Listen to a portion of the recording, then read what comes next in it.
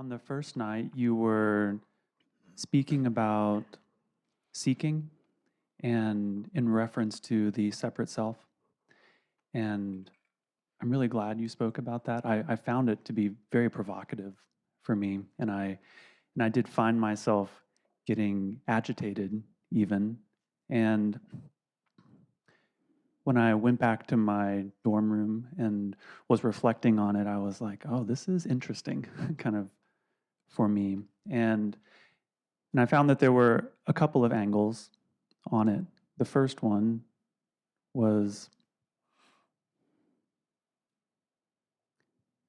kind of the separate self rebelling um, from the point of view of these seeking-oriented longings of my life. I feel that they're valuable in a way, and that have led me to be here. And although I do certainly agree that over leveraging the seeking would be a distraction, but I would also say that a certain amount of seeking is kind of table stakes for being interested in what we're doing. So that's one of the agitation sides. Philip, can I just comment on that? Sure. But I didn't mention it, but I distinguish two different types of seeking. One that comes from a sense of lack, and one that comes from a sense of fullness. Implicit in what I've said about seeking thus far is the seeking that comes from a sense of lack. So, to give you an example, you may feel that something is missing, something is lacking, you feel incomplete, and that sense of incompletion compels you to seek something or someone to fulfill yourself. That would be a desire that comes from a sense of lack. But you could also feel a sense of sufficiency, a sense of fullness. You could be completely at peace or feel very loving and call a friend and say, do you want to come over for dinner or should we go for a walk? That's also a desire. You're seeking something. But that search, that desire, doesn't come from lack. It's an expression of your inherent fullness. So when I speak about speaking, unless I qualify it otherwise, I'm always speaking about this seeking that comes from a sense of lack.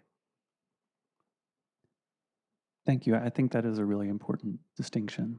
Feels helpful. If I may, there was yet another aspect of this agitation, and I had some of your books on my Kindle, and so I was looking up seeking kind of on there to kind of get more, and I came across something you'd said about like the resistance to the now, the resistance to what is present as being another aspect of the agitation that can come up. And that resonated with me also. And I feel like I'm on some kind of precipice for taking a next step towards fully receiving like the now but I don't quite know how to do that yet. So first of all, about resistance. Yes, resistance is a kind of inverted form of seeking. I don't want what is present. I want what is not present. They're the same. Philip, when you next feel this this longing, this sense of lack that compelled you last night to go to one of my books on your Kindle and look it up, pause, put your Kindle away, because by escaping into the Kindle, you're preventing yourself from having to fully feel the discomfort of your search. Now, you're not escaping from the discomfort of your search through drugs and alcohol, and it's a very legitimate search. You're searching in a spiritual book, but it's it's just a more refined search. You're still escaping. Don't. That's what I tried to say last night when I spoke first of all of the conventional search for happiness in the world, in objects, substances, activities, but then the more refined spiritual search in practices, methods, and so on. That sooner or later, that has to come to an end. You have to stop avoiding this longing in yourself. Turn around, face it. Don't do anything, even anything spiritual, to avoid it. Because if you do something, even something spiritual, to avoid it, you're allowing it to perpetuate itself. You're legitimizing it by seeking in some spiritual realm. There'll be if you don't open your Kindle, you don't watch the next non-dual YouTube clip, but you just pause and you face the discomfort of this core seeking in you, your mind will go into a rebellion. You'll go stir crazy. It will be so uncomfortable. Your mind will say, "Oh, read a spiritual book or watch anything." That's not really spiritual. It's just a refined form of avoidance. It would be much more truly spiritual to not do anything, but to turn around and face the discomfort of this longing in you. And it's probably the one, I was going to say the one practice, the one non-practice that you've never done anything but face the discomfort of this longing.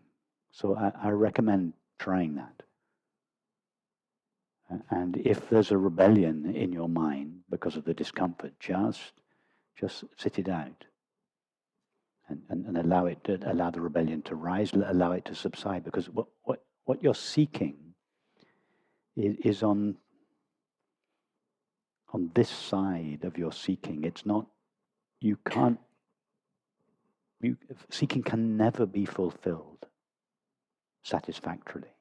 This deep existential longing, it can never be fulfilled. Even spiritually, it can only be undermined, or it can only subside. So be careful. To begin with, all our spiritual practices and books and everything, they're all necessary. They're helpful. We should engage in them. But be sensitive to the time when they cease being helpful and become a hindrance. They cease undermining the separate self and instead perpetuate it. So I say that because I'm not suggesting that to read spiritual books and watch YouTube clips and so on is not valuable. It is, until it becomes a subtle means of avoiding the discomfort of our feelings. Thank you. That's really quite encouraging.